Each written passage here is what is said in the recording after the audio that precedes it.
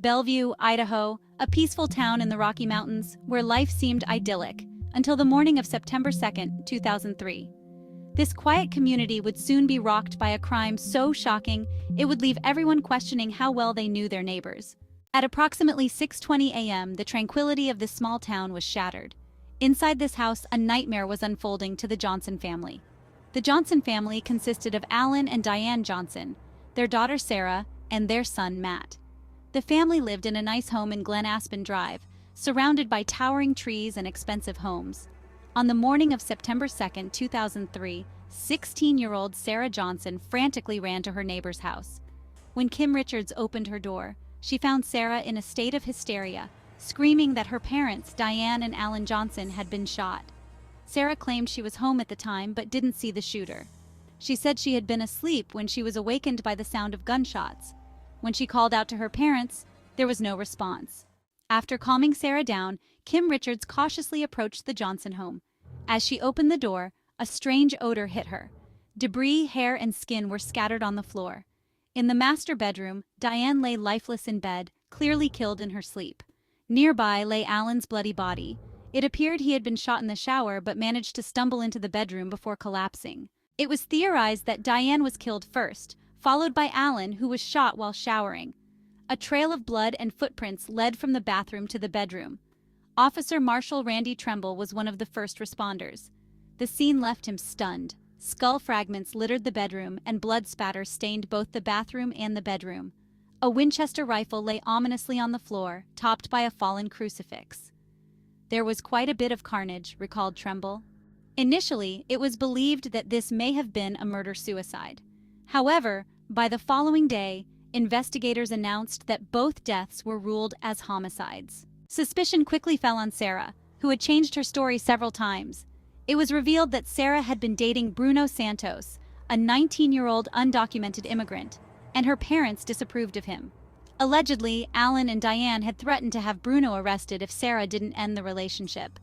There were grounds for a statutory rape investigation since Bruno was 19 and Sarah was a minor. The investigation turned up crucial evidence: a discarded bathrobe and blood-stained latex glove in the outside trash, containing DNA from Sarah, Alan, and Diane.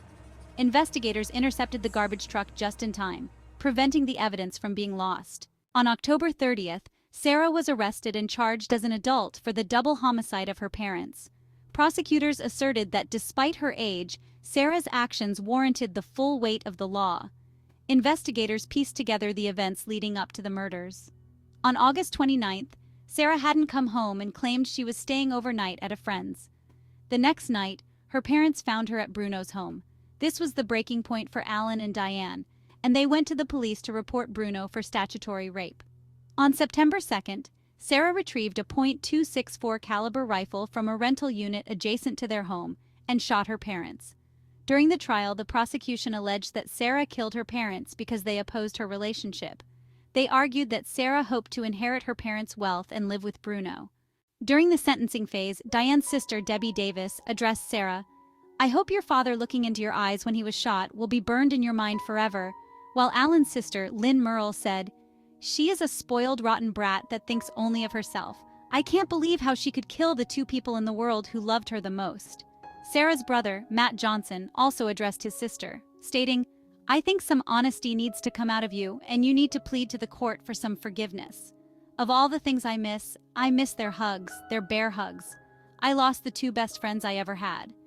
Judge, I would like to see the maximum sentence because after tomorrow I don't want to have to hear about her or this event again. I feel she has no remorse and feels she would do it again, except she would do better planning and she would try to get away with it."